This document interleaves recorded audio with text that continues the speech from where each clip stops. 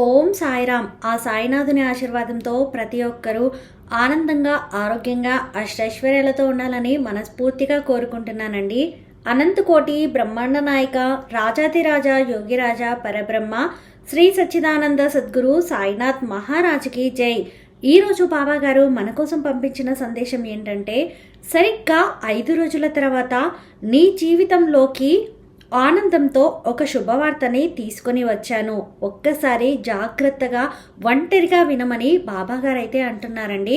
మరి బాబాగారు మన కోసం ఎలాంటి సందేశాన్ని తీసుకువచ్చారు, అది మన జీవితంలో ఏ సందర్భానికి, మన జీవితానికి ఏ విధంగా ఉపయోగపడుతుంది అనేది తెలుసుకోవడం కోసం వీడియోని చివరి వరకు స్కిప్ చేయకుండా చూడండి. ఫస్ట్ టైం ఛానల్ని చూసిన వారు సబ్స్క్రైబ్ చేసుకోవడం మాత్రం అస్సలు మర్చిపోకండి. ఇక బాబాగారి సందేశం గురించి చూస్తే, నీతో మాట్లాడి చాలా రోజులు అయిపోయిందమ్మా. ఎంతో నిన్ను కోల్పోయినట్లుగా అనిపిస్తూ ఉంది. ప్రతిరోజు కూడా బాబా, నువ్వు ఏంటి బాబా నాతో మాట్లాడడానికి రావడం లేదు, అసలు ఉన్నావా అయ్యా, వింటున్నావా అని చెప్పి నువ్వు నన్ను ఆశగా పిలుస్తూ ఉన్నావు. నీ మాటలన్నీ కూడా వింటూనే ఉన్నాను. నీ మనసులో ఉండే ప్రతి ఆలోచనను, ప్రతి బాధను అన్నింటినీ కూడా తెలుసుకుంటూనే ఉన్నాను, ఆలకిస్తూనే వస్తున్నాను. ఈరోజు నీతో మాట్లాడాలి అని చెప్పి వచ్చానమ్మా. ఒక తండ్రిగా నన్ను ఆహ్వానించి నీతో మాట్లాడే అవకాశాన్ని నాకు అందించు. నీకొక శుభవార్తని చెప్పేసి వెళ్తాను. ఎందుకమ్మా ఇంత బాధపడుతున్నావు? మనసులో ఏదో ఆవేదన నిన్ను కలిచి వేస్తుంది. ఎంత బాధలో ఉన్నా కానీ పెదవుల మీద చిరునవ్వుని మాత్రం కదపకుండా అలాగే ఉంచుతున్నావు. ఇదంతా కూడా నా సందేశాలు వినడం వల్లే కదా. అయితే నా సందేశాలలో ఉండే ఆంతర్యాన్ని నువ్వు పూర్తిగా అర్థం చేసుకున్నట్లయితే అసలు నీకు జీవితం అంటే ఏంటో పూర్తిగా ఇప్పటికే తెలిసిపోయి ఉండేది. ఎప్పుడైనా కానీ కొన్ని వాస్తవాలు వినడానికి ఏదోలాగా అనిపిస్తూ ఉంటాయి. అంటే కొంచెం బరువుగా, కొంచెం ఇష్టం లేకపోయినా కొంచెం భారంగా అలా అనిపిస్తూ ఉంటాయి. కానీ నిజాలు ఎప్పటికైనా నిజాలే, వాస్తవాలు ఎప్పటికైనా వాస్తవాలే. ఖచ్చితంగా వాస్తవాలను అంగీకరించి తీరాల్సిందే. అవును కదా. అయితే ఒక మాట చెప్తాను, జాగ్రత్తగా విను. ఈ జీవితం అనేది చాలా చిన్నది. నీటి మీద బుడగలాంటి జీవితాలు ఎప్పుడు ఉంటాయో తెలియదు, ఎప్పుడు పోతాయో తెలియదు. పుట్టేటప్పుడు నీకు తెలియదు, మరణించేటప్పుడు కూడా నీకు తెలియదు. మధ్యలో ఉండే ఈ జీవితం అనే నాటకంలో ఎన్నో కోపాలు వస్తూ ఉంటాయి, ఎన్నో ఆవేశాలు వస్తూ ఉంటాయి.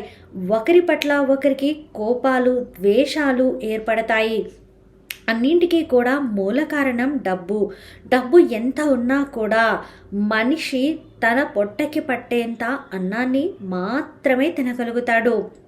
అంతేకాకుండా ఇప్పుడు ఎంత డబ్బు ఉన్నా కూడా ఎన్నో రకాలైన అనారోగ్య సమస్యలతో మనుషులు బాధపడుతూ ఉన్నారు.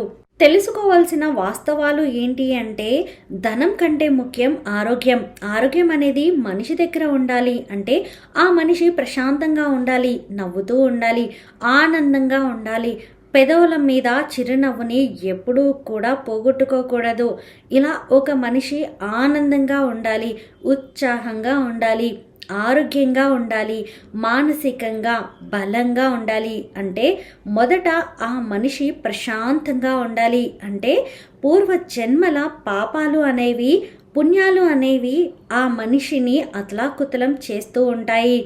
కొన్ని గ్రహ దోషాలు, జాతక దోషాలు, ఏలినాటి శని ప్రభావం అనేది ఆ మనిషిని కిందకి పైకి కుదిపేస్తూ ఉంటాయి.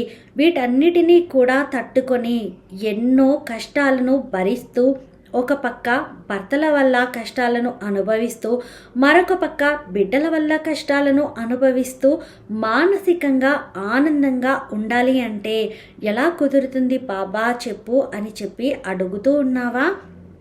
అయితే వీటన్నిటికీ కూడా నేను నీకు ఈరోజు సమాధానాన్ని చెబుతాను. మనసంతా కూడా తెల్లటి కాగితంలాగా మార్చుకో. ఈ తెల్లటి కాగితం మీద ఇప్పుడు నేను చెప్పే వాటన్నిటినీ కూడా అక్షరాలను అందంగా మార్చుకొని రాసుకో. అప్పుడు నీ దగ్గర డబ్బు ఉన్నా లేకపోయినా కానీ నీ దగ్గర మనశ్శాంతి అనేది ఉంటుంది. ఎక్కడైతే మానసికంగా మనిషి ఆరోగ్యంగా ఉంటాడో అక్కడ శారీరకమైన ఆరోగ్యం ఆ మనిషి సొంతం అవుతుంది. తల్లి కనుక ఇప్పుడే నేను చెప్పే మాట ఏంటి అంటే కనుక నీకంటే నీకు ఏది ముఖ్యం అవ్వకూడదు. మొదట నిన్ను నువ్వు చూసుకోవాలి, నీ పనులు నువ్వు చూసుకోవాలి, నీ ఆరోగ్యాన్ని నువ్వు చూసుకోవాలి. ఈ భర్త బిడ్డలు వీరందరూ కూడా మధ్యలో వచ్చిన బంధాలే తల్లి.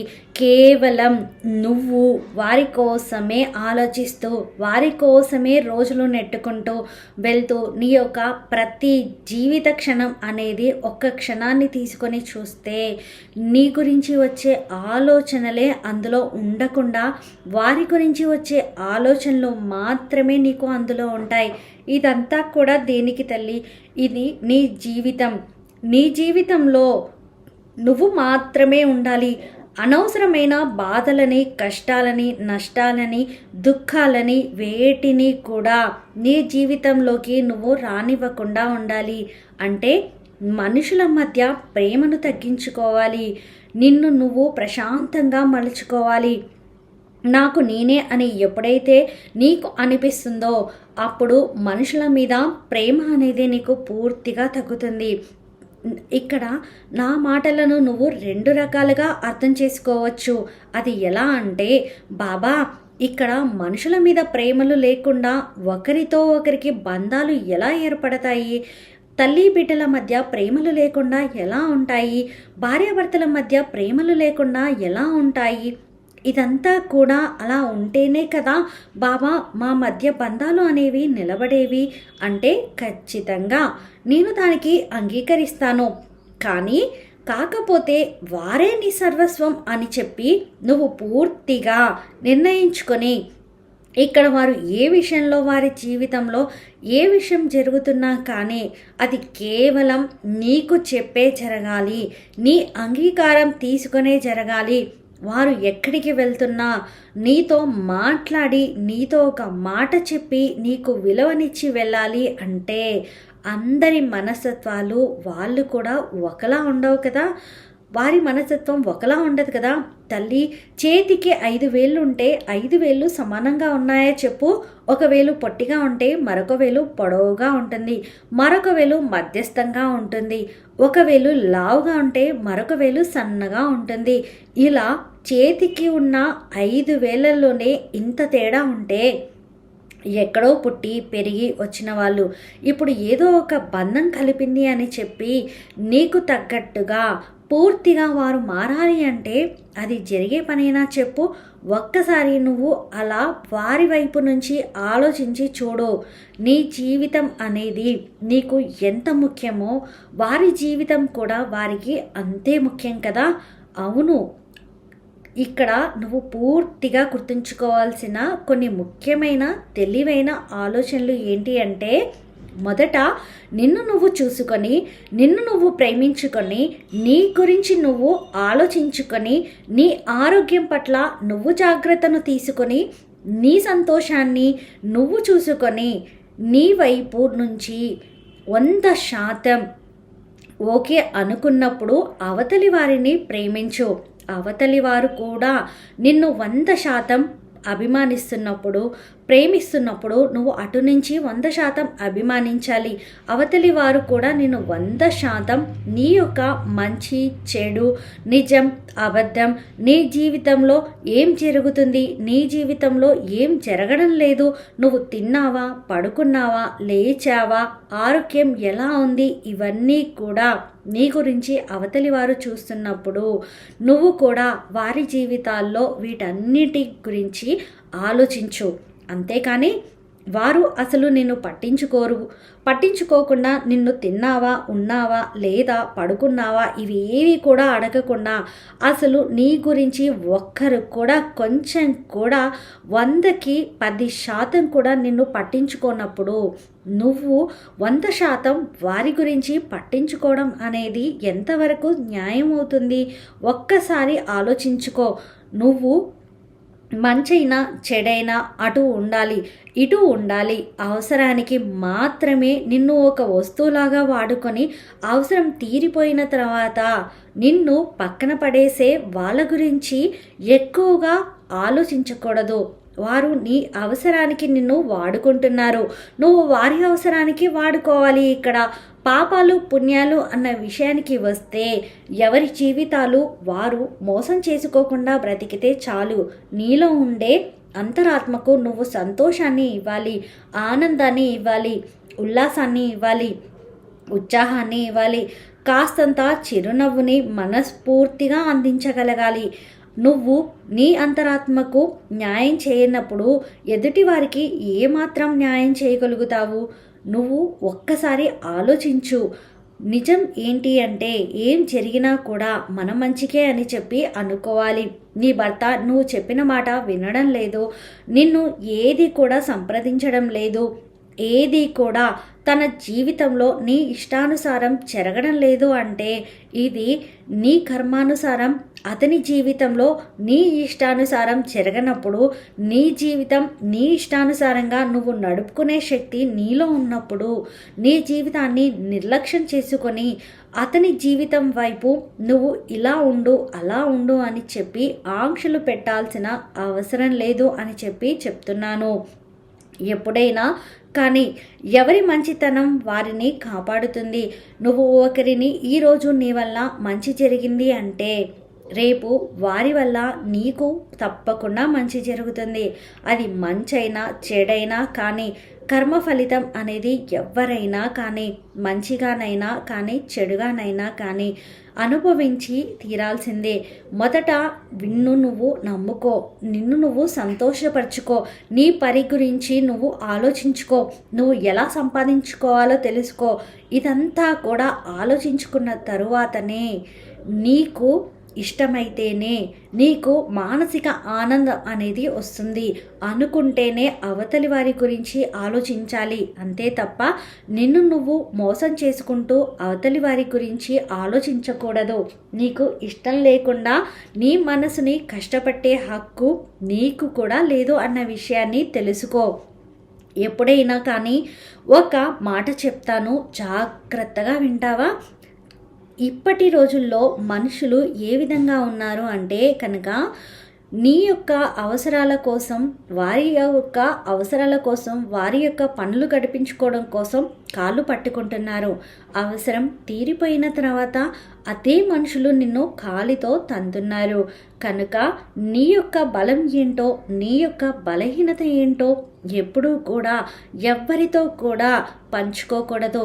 ఎందుకంటే నువ్వు పంచుకున్న వ్యక్తులే రేపటి రోజున నిన్ను విమర్శిస్తారు. నువ్వు పంచుకున్న వ్యక్తులే రేపటి రోజున నిన్ను కాలి కింద పెట్టి నలపాలని చూస్తారు. కాబట్టి ఎప్పుడైనా కానీ నీ గురించి, నీ బలమైన బలహీనతల గురించి లేదా నీ బలాల గురించి నీలోనే ఉంచుకోవాలి. అంతేకాని ఎదుటివారి నుంచి చేయి చాపి ఏది కూడా ఆశించనంత వరకు నువ్వు మహారాజులాగా బ్రతికినట్లే లెక్క. ఒకరి కింద లొంగావు అంటే కనుక వారు నిన్ను ఏ విధంగా ఆటాడిస్తారు అంటే ఖచ్చితంగా వారు నిన్ను చెప్పు చేతుల్లో పెట్టుకోవడానికి ప్రయత్నిస్తారు. కాబట్టి నీ జీవితానికి నువ్వే రాజు అవ్వాలి. నా తల్లి, నువ్వు ఇంకా ఈ ప్రపంచంలో అమాయకంగానే బ్రతుకుతూ ఉన్నావు. ఈ ప్రపంచంలో నలుగురిలోకి వెళ్ళినప్పుడు ఎలా ప్రవర్తించాలో కూడా తనకి తెలియడం లేదు.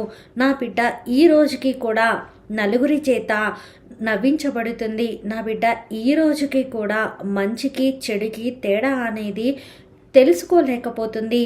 అసలు జీవితం అంటే ఏంటో తను అర్థం చేసుకోలేకపోతుంది. అందరూ కూడా తనలాగే మంచిగా ఆలోచిస్తారు, తనలాగే మంచిగా ప్రవర్తిస్తారు అని చెప్పి అనుకుంటూ బ్రతుకుతూ ఉంది. కానీ ఇక్కడ అంతా కూడా వ్యతిరేకంగా జరుగుతూ ఉంటే నా మనసుకి, నా బిడ్డ మనసుకి నొప్పిగా అనిపిస్తూ ఉంది. ఆ బాధపడుతూ ఉంటే ఒక తండ్రిగా నేను చూడలేకపోతున్నాను. అమ్మ, ఈ బాధ అనేది నా మనసు నుంచి తీసివేయాలి అన్న ఉద్దేశంతో ఈ రోజున నీతో మాట్లాడాలి అని చెప్పి వచ్చాను. నీ మనసులోని బాధని కూడా, నీకు ఎన్నో కోరికలు ఉన్నాయి, ఎన్నో ఆశలు ఉన్నాయి.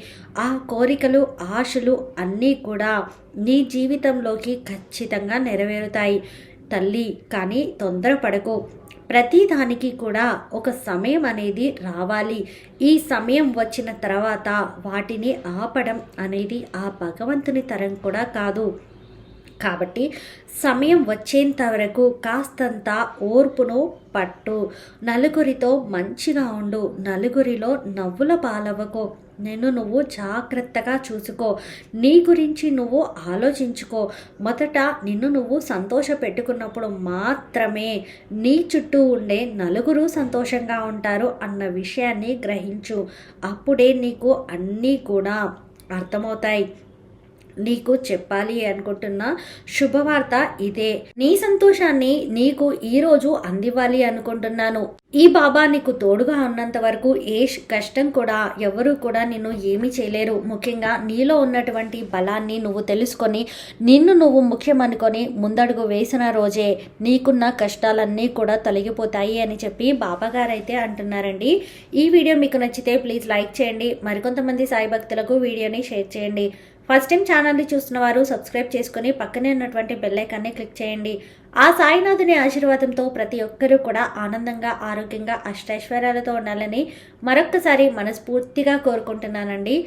సర్వే జనా సుఖినో భవంతు. ఓం సాయిరామ్.